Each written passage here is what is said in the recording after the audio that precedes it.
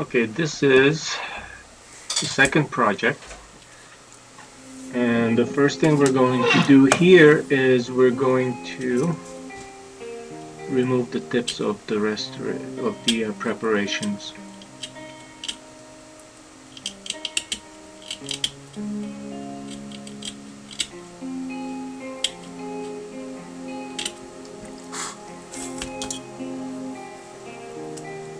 And of course we make sure that there is enough clearance so that when we put the wax on, we'll have plenty of room.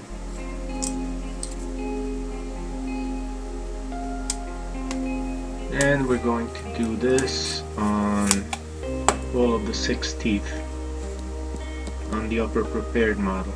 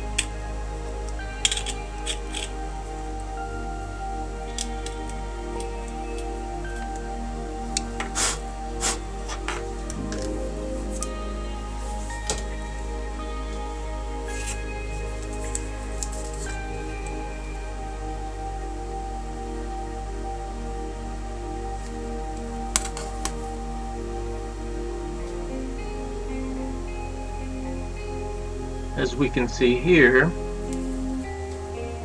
that area there is a little bit too close, so we're going to have to take off a little bit more.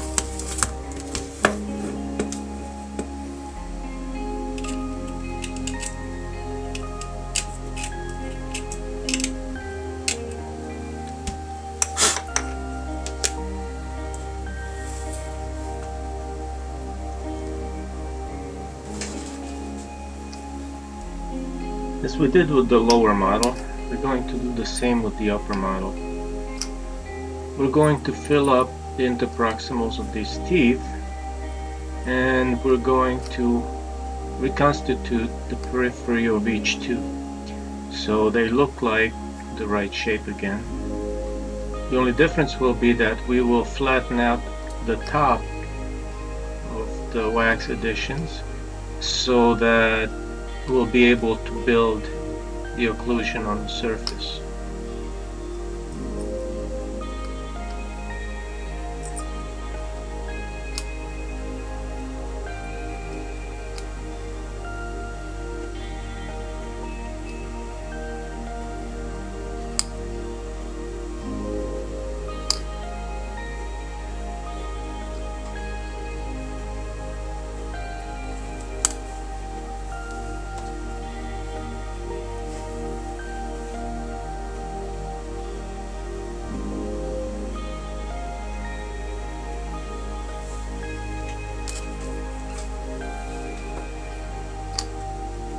When we add to the interproximals, we must make sure that we add all the way until it touches the adjacent teeth, since these areas are going to be the contact areas.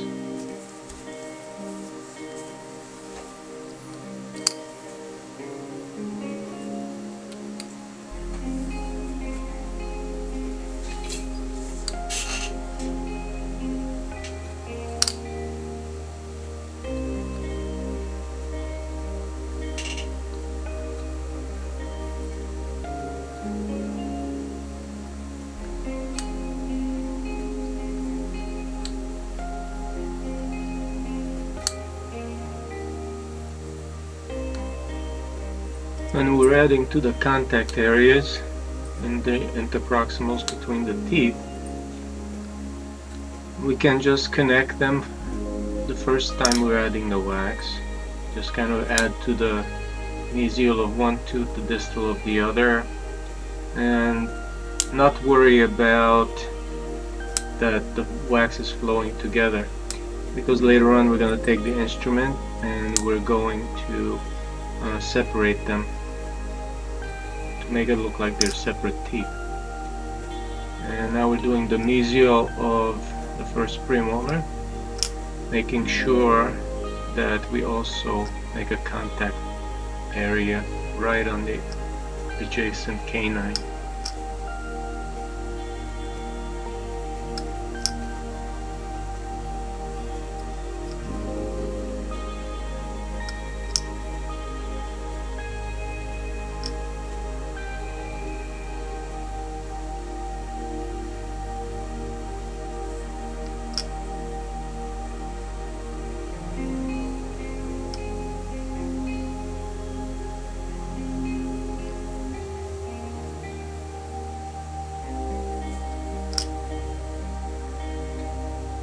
Now from the buccals, we're adding a little bit of wax just to close up the gap. We have to add enough wax so that later on we can carve the line angles and make the teeth look natural from the buccal. And later on, as we look at it from the occlusal view, we'll be able to tell how much to carve and make the shapes of the teeth correctly. Like right now, as we can see, they're not correct, so we'll have to add to the line angles eventually. Right now we're flattening out the wax a little bit. Wherever we added too much, we'll flatten it. Wherever we didn't add enough, we'll add some more until we can flatten it from the occlusal surface. And as we can see, we're separating the teeth now, making it flat. We have to make sure we have enough wax occlusally, enough space occlusally, so that when we start adding the colored waxes, we're not fighting for room.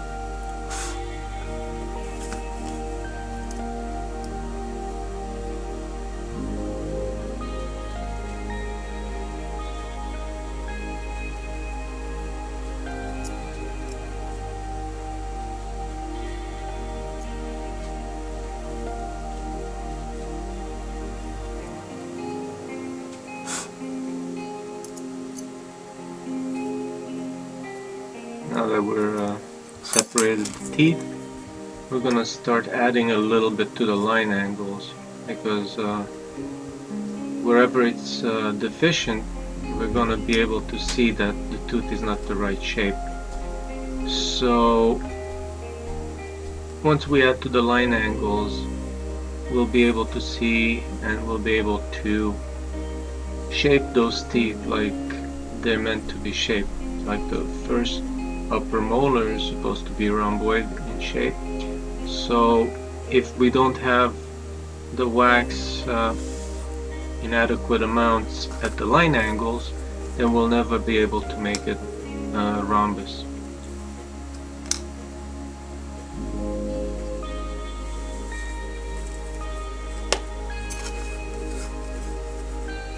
So now we're just gonna shape it with the carver. You can use any kind of carver you want. I like to use the Holland back because it has a nice small tip.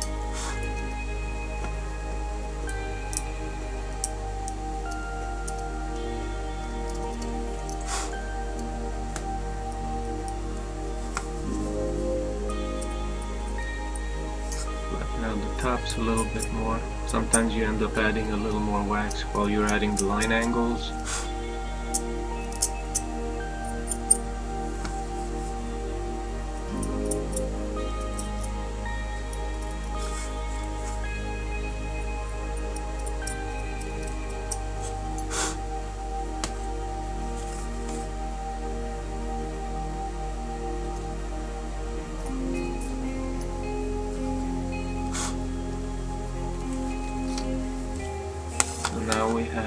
we can compare the two models and see how we did with the shapes. As we can see, we have the contact areas, the separations. So the general shape of the teeth are pretty much very similar to the original model.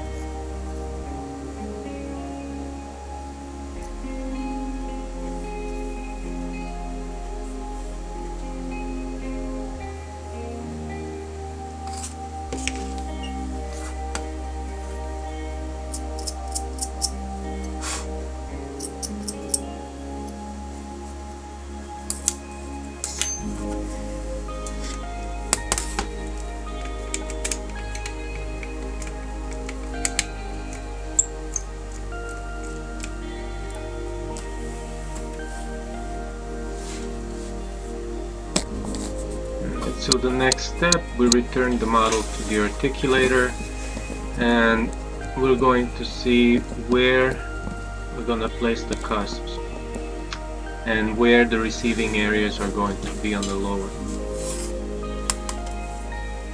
The first thing we do is we kind of take a look at the models, see which side is aligned to cusp to fossa and which one is aligned for cusp to marginal ridge. And now is the time to do a little research, and let's take a look at what cusps go into what fossas and which teeth are going to occlude with which teeth.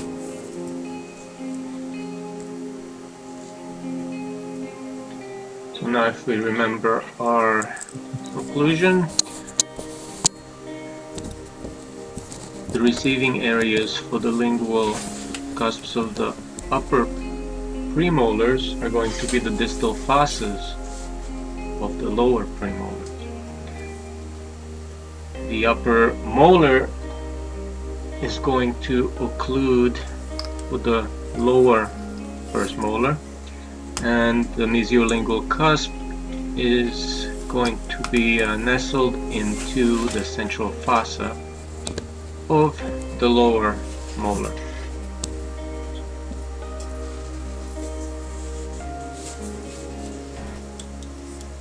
So we're going to mark our upper cusp tips accordingly.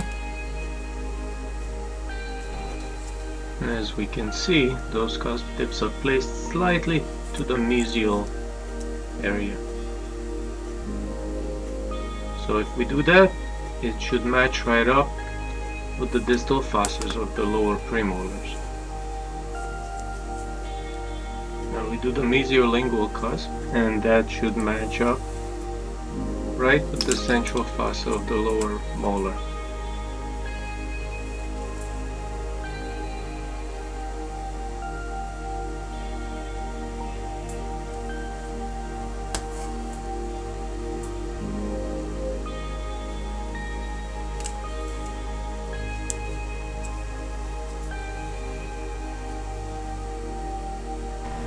Central fossa of the lower molar and the mesiolingual cusp of the first molar. Now that's the distal lingual cusp, which will match up to the distal marginal ridge of the lower molar. Could also be the distal fossa, but since we're doing cusp to marginal ridge occlusion, we'll match it up to the distal marginal ridge of the lower molar.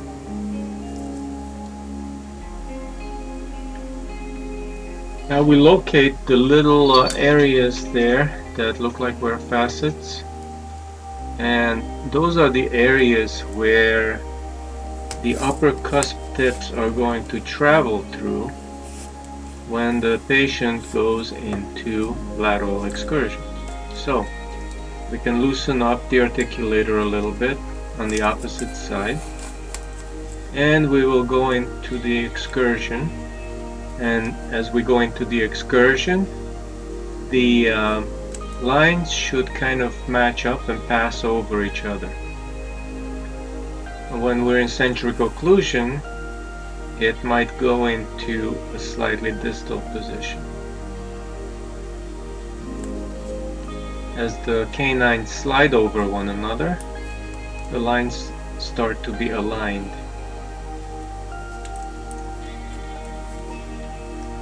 So when the patient goes into lateral excursions, the upper cusp tips are going to slide right through those little crevices of those teeth.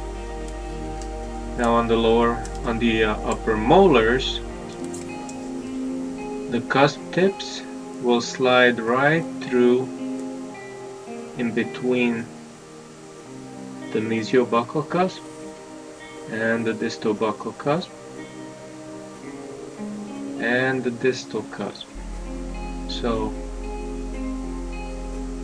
the mesio-buccal cusp will ride right in between the mesio-buccal cusp and the distal buccal cusp on the lower molar, and the distal buccal cusp on the upper is going to ride right in between the distal buccal cusp and the distal cusp. And if we notice on the second molars, it's going to be similar. The mesio-buccal cusp will travel right in between the mesio-buccal and the distal buccal cusps, so that when you go into lateral excursion,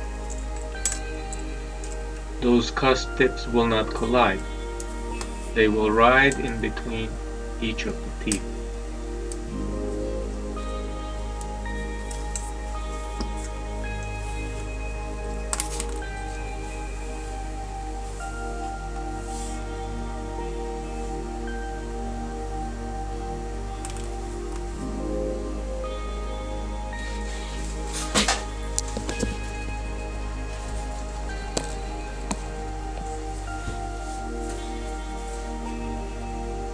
Now we can do the same thing on the other side.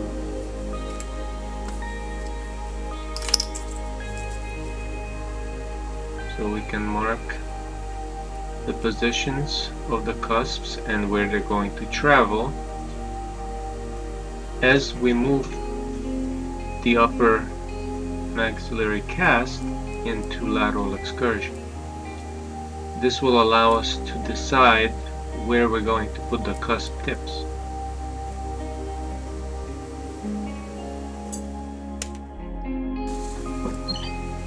The next thing we're going to do is we're going to cover the stone with very molten wax.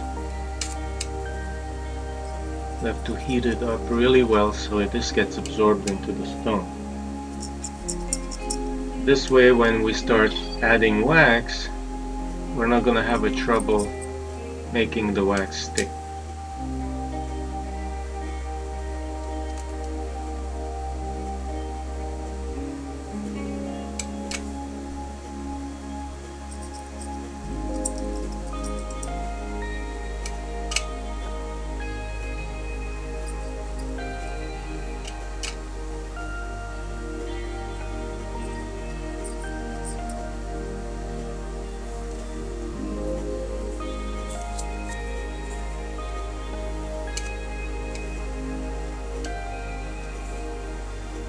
Okay, so let's get started with the cones.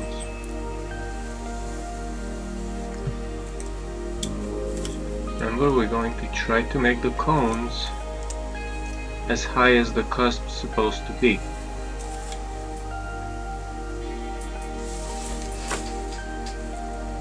Minus about a half a millimeter.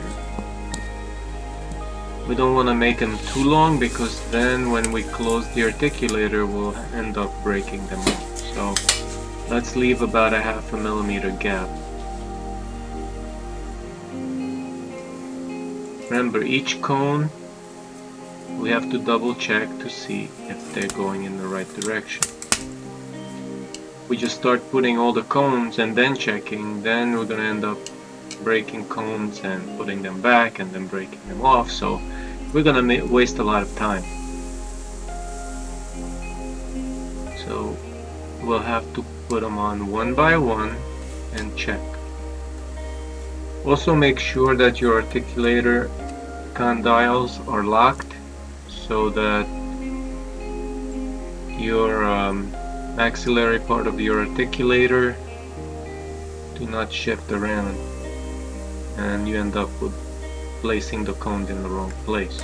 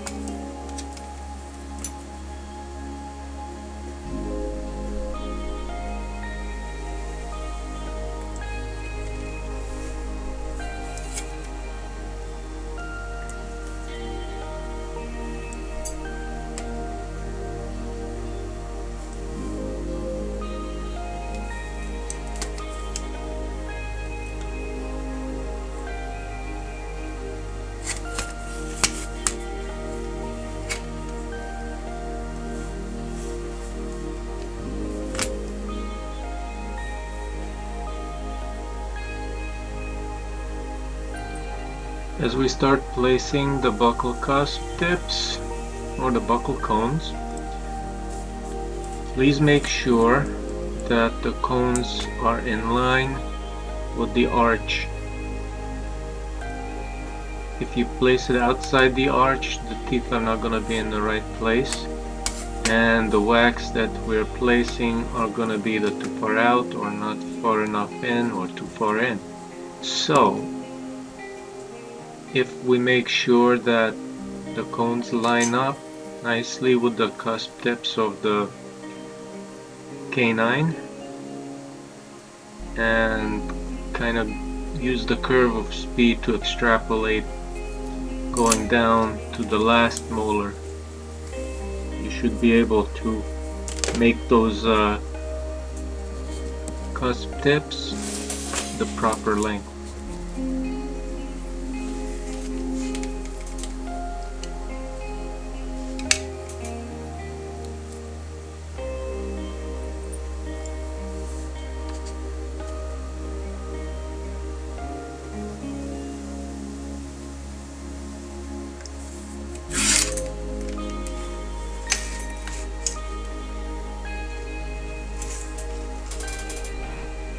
Now we can make sure here, looking at it from the side, that the cusp lengths are proper. Looks like that premolar might be a little high, so later on we're gonna have to lower it. But as we're working on it, we can raise it or lower height of cusp tips as we go along.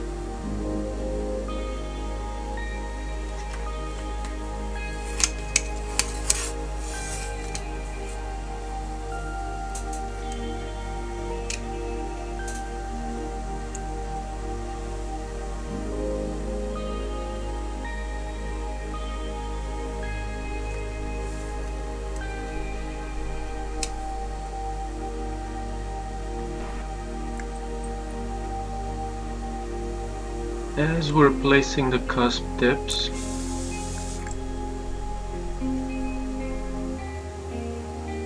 we can see that the cusp tips on the molar, they're a little bit offset.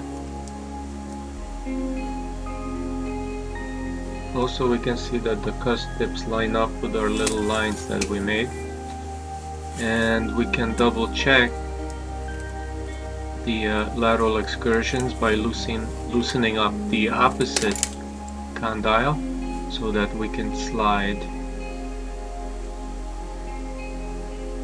and make sure that the cusp tips completely disclude and they do not collide with the lower cusps. As we can see that the cusp tips are kind of sliding through those little grooves. Now we can double check the linguals also, make sure that our little cones are lined up in the proper way, and also during excursion they do not collide with the lower cusps.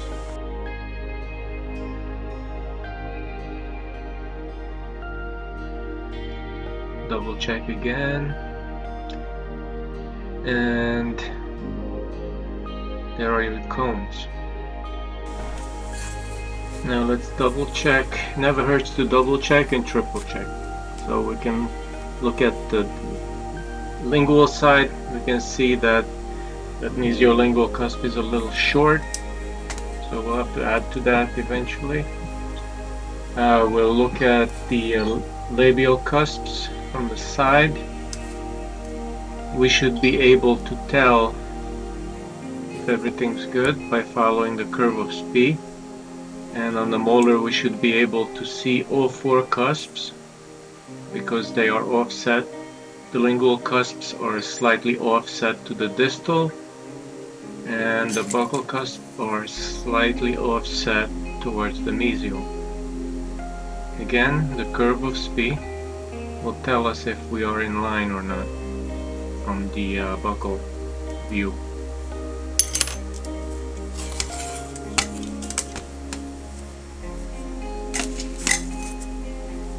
From the occlusal view, we can tell that we have our cusps situated slightly to the mesial, and again the offset of the cusps on the molar,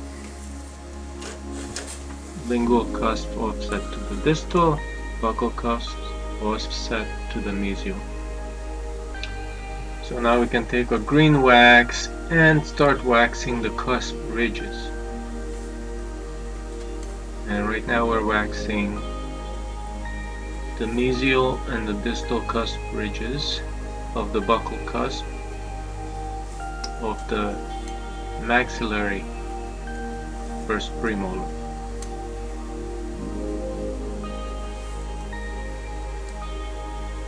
So we're going to run all the way around and do all the cusp ridges.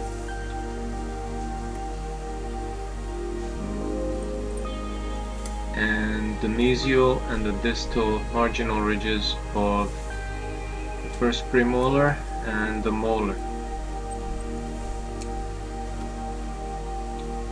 Remember not to overheat the wax, so we can do nice lines. The less we overheat the wax, the faster this is going to go.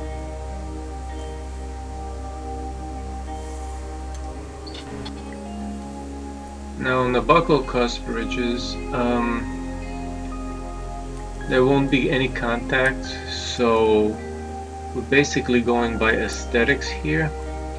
So make sure that everything is in line with the arch on the buccal. Make sure the cusps are not too far out, too far lingual, and everything lines up with the curve of Spee.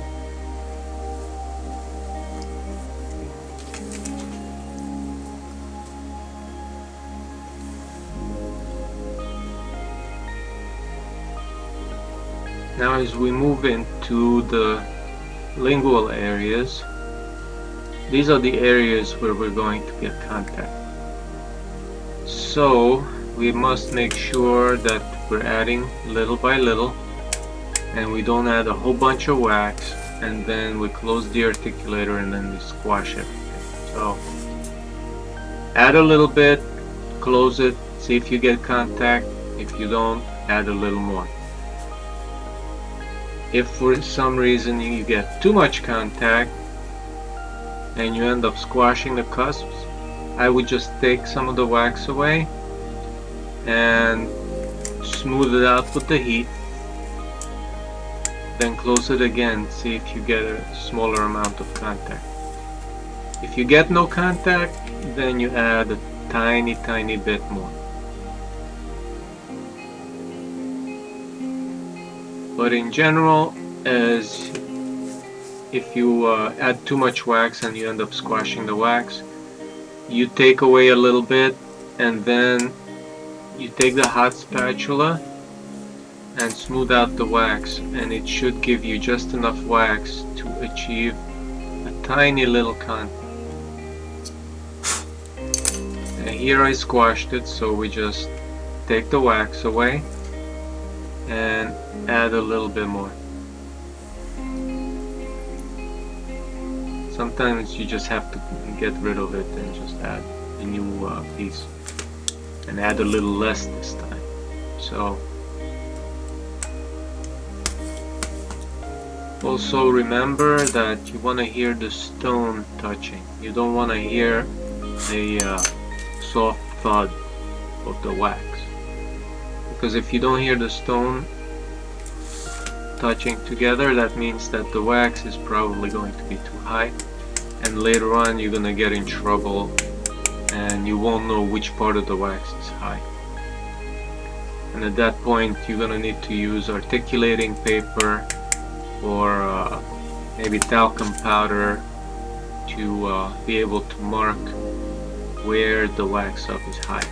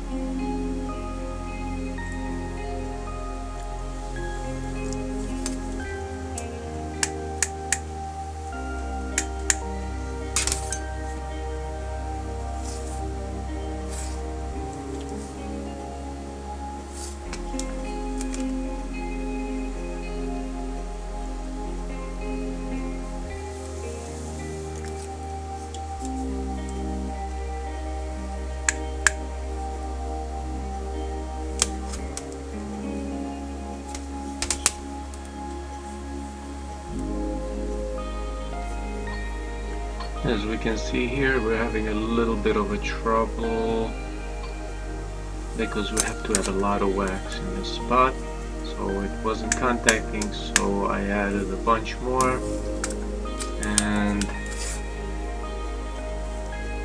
let's see if we got some contact here.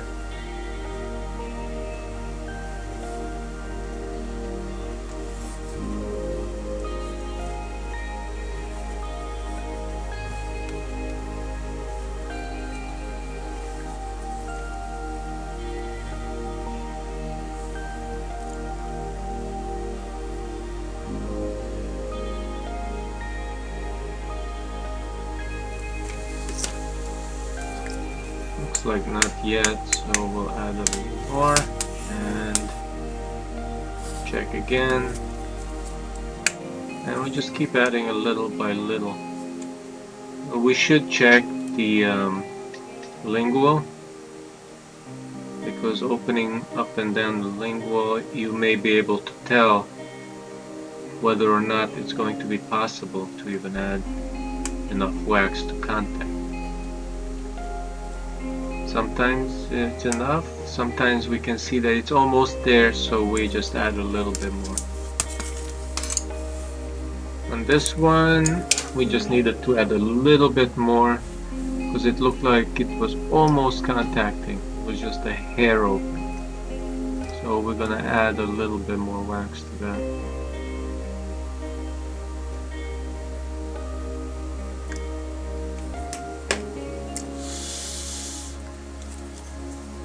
Wait for it to cool a little bit and then close it. And it looks like we got contact there.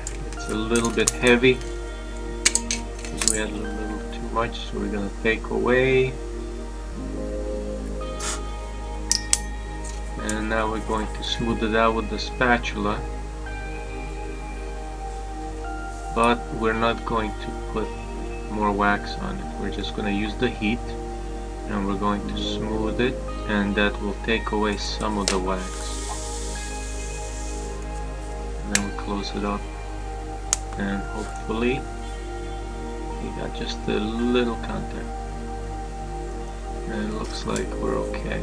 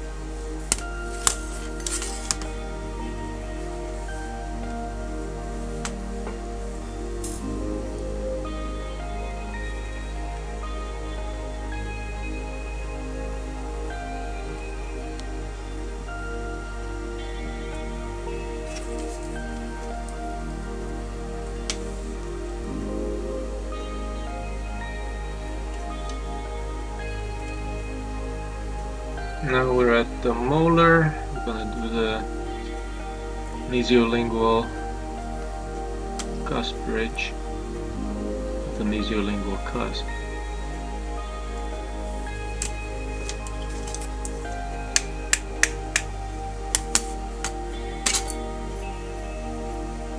So we squash that one a little bit, so we take away a little. And then we go and smooth it out with the heat.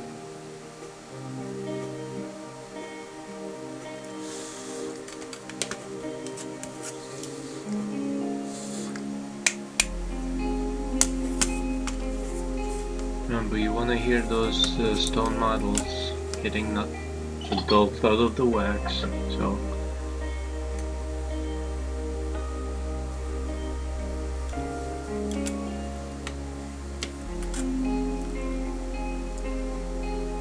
now this is the tricky one because this is an upper molar, so we have to make sure we have a nice oblique ridge on there that will differentiate this maxillary molar from the mandibular molar. So this ridge has to run right into the distal buccal cusp of the maxillary molar. So that will also be sort of like a transverse ridge, because that ridge runs right into the distal buccal triangular ridge. So let's double check here with the lingual cusp. You have to be careful because the anatomy is very tight in there, so you really have to add just a little bit here and there. And with this one we're going to probably get a contact on the lingual part of the mesiolingual cusp, as well as the buccal area of the cusp.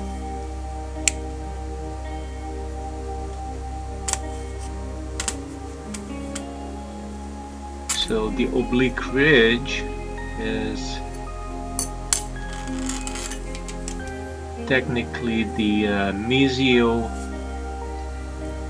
the oblique ridge is technically the distal cusp ridge of the mesiolingual cusp. So we got that. The distal cusp ridge of the mesiolingual cusp of the maxillary first molar.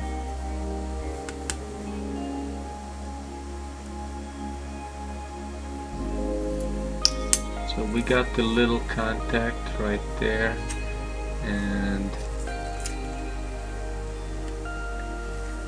we can move on to the distal lingual cusp. The distal lingual cusp is so close to the oblique ridge that we don't even make a mesial cusp ridge on that. We just let that sit right next to the oblique ridge. So as we can see, the distal lingual cusp is going to contact the distal marginal ridge of the mandibular first molar.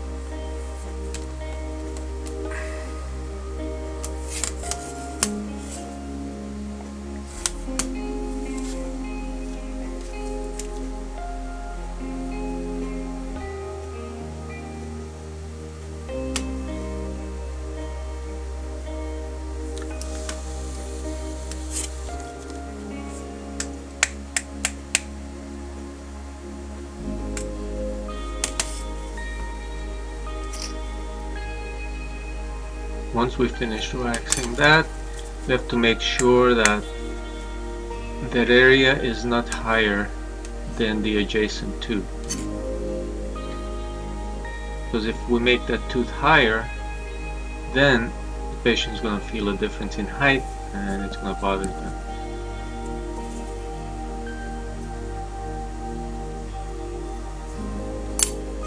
So we have to make sure that all the areas we have are, the deficiencies are corrected and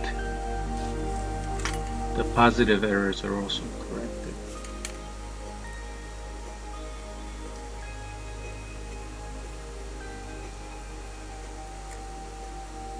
Now we move on to the marginal ridges. Again, making sure that those marginal ridges are not higher than the adjacent teeth.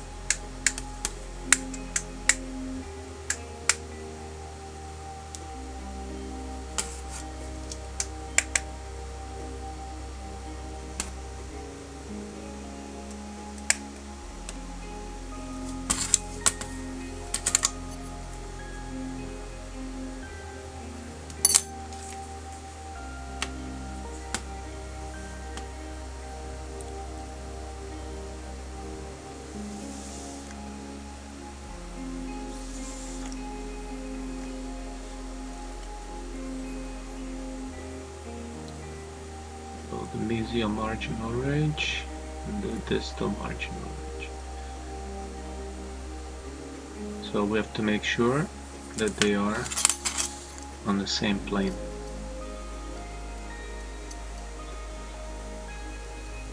Even if we might lose contact in that area, we still have to make those marginal ridges even. So for them to be even is more important than for them to be in contact, especially in the distal area where the cusp is so small and it really doesn't do any supporting roles.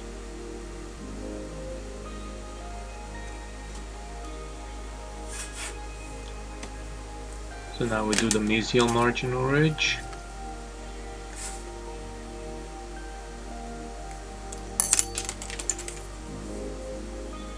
So basically the marginal ridge will flow around the periphery of that first molar.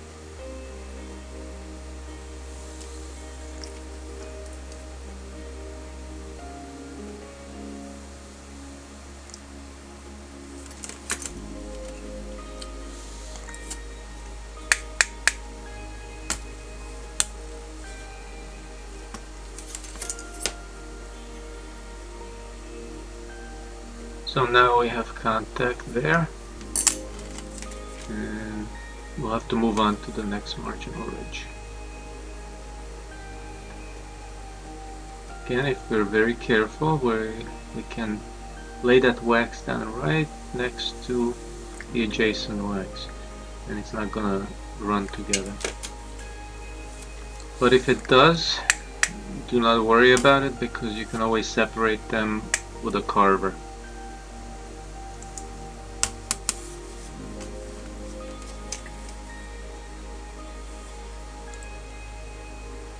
So we'll just have to go around and add the marginal ridges, and add the same way, very slowly, little by little. Close the articulator, you don't have contact, add a tiny bit more, and just keep going.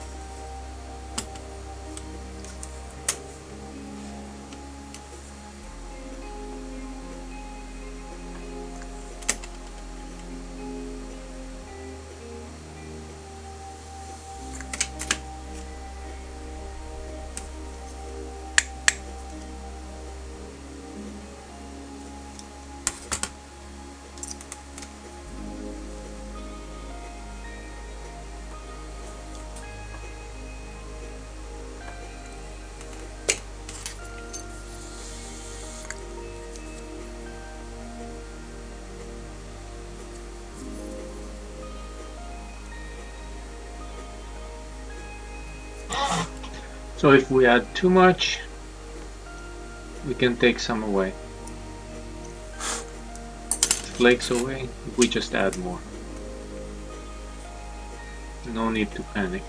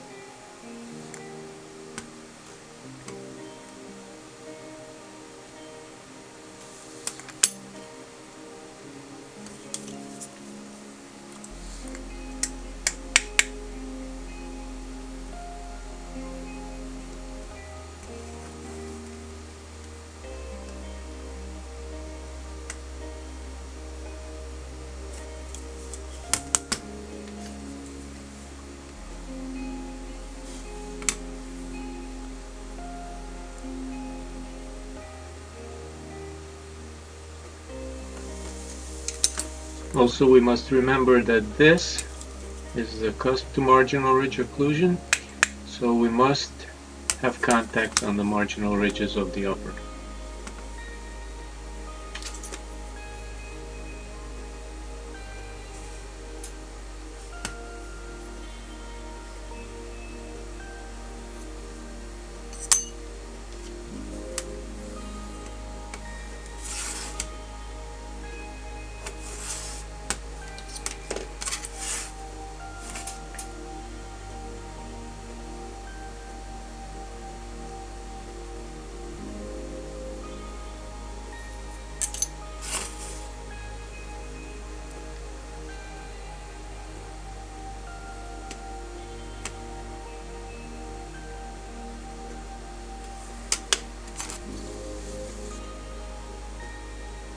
Now, as we can see, I'm laying down that distal marginal ridge a little too far.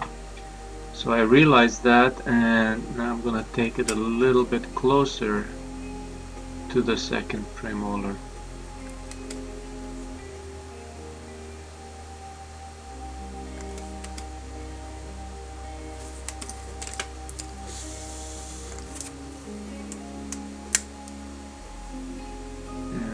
Check the occlusion, see if it touches.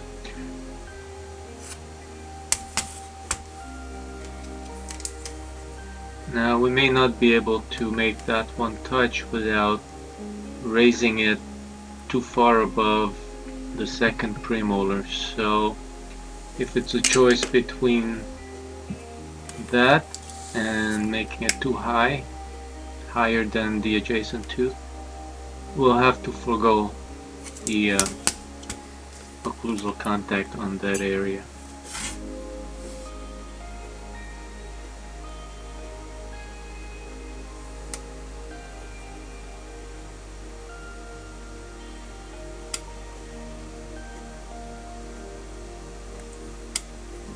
We're going to slightly close up those gaps a little bit, and then if we flow them too much together, then we can always separate them a little bit with the Hallenbeck carver.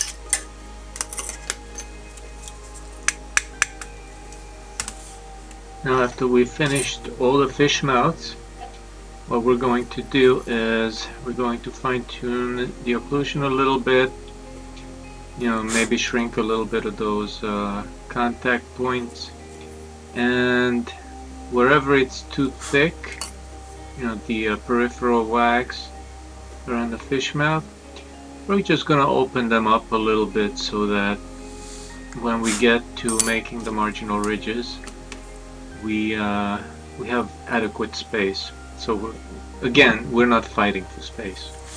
That's the biggest pain in this project, is not having enough space to put the triangular ridges and the secondary ridges, the grooves. So we have to make sure we open it up. So the next thing we're going to do is we're going to take the blue wax and we're going to wax the lingual and the buccal aspects of the teeth. When we finish with this, the lingual and the buccal aspects should have shaped our teeth to the proper contours, and we'll be ready to start waxing the occlusion.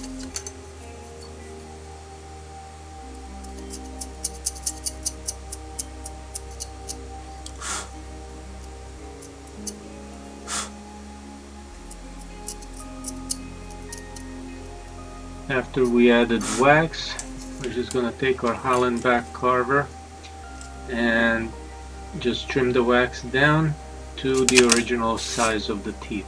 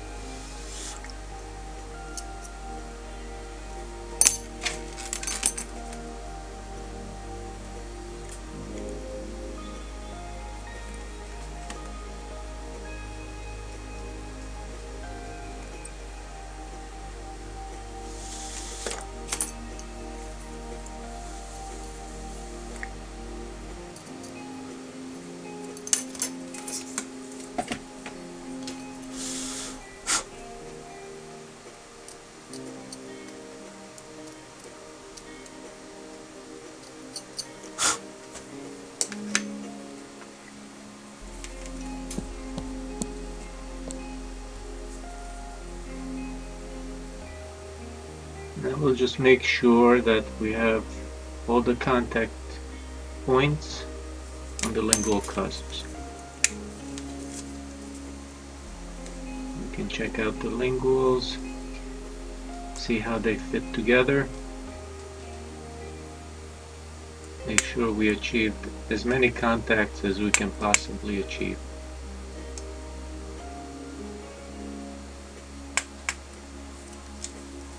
And of course, checking to make sure that the models are completely down. In other words, stone contact stone.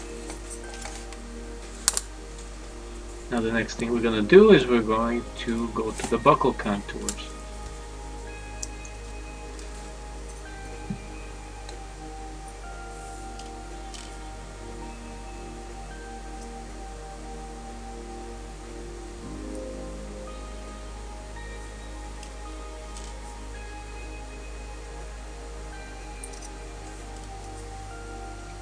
Try to follow the lines, make sure that all the cusp tips line up with our little red marks.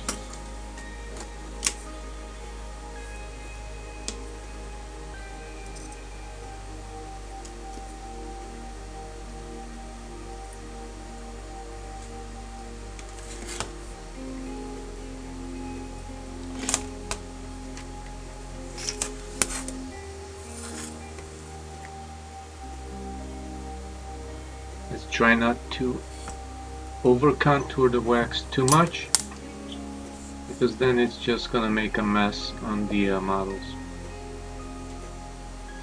So slightly overbuild it, and then we're going to recontour the wax using, again, the Holland dot carver.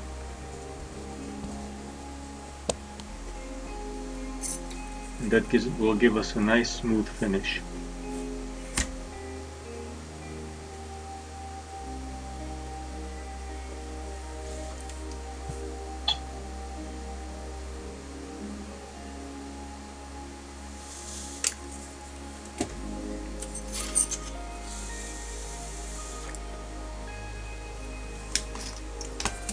Again, the buccal cusps, we can adjust it according to aesthetics and according to our lateral excursions, so that we can make sure that those cusps clear the lower buccal cusps when we have eccentric movement.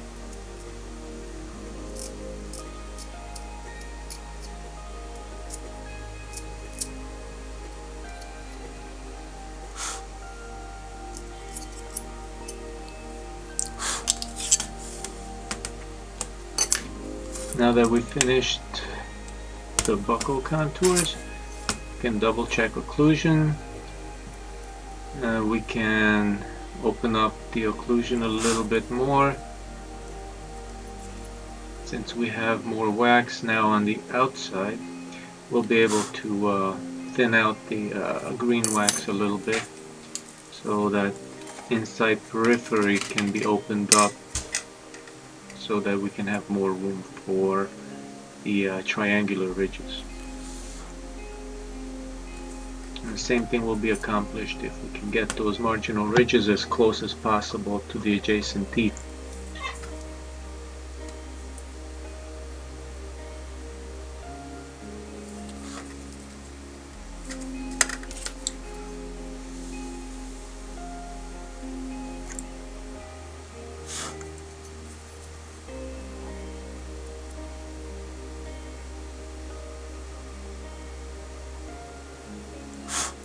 Make sure you're not too rough,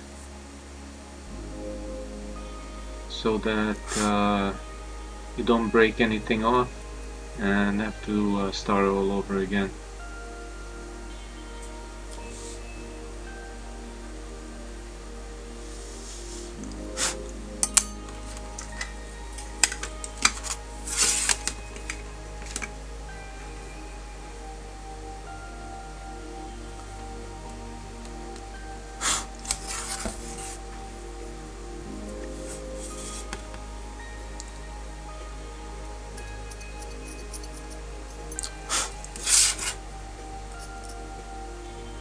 Now we can contour the interproximals a little bit, making sure that our buccal and lingual embrasures are a good shape.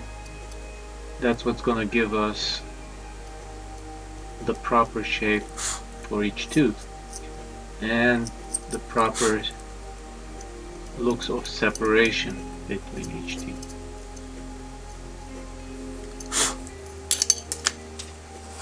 Buccal, lingual, and occlusal embrasures. Very important.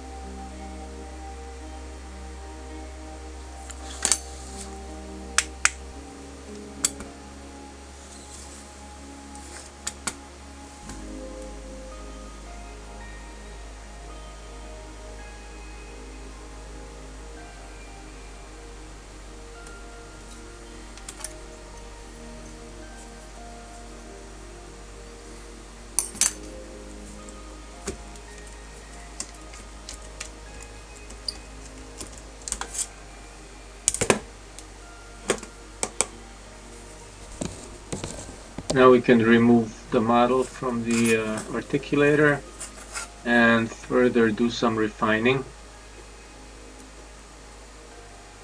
This way we can be a little bit more careful while we're opening up the fish mouths.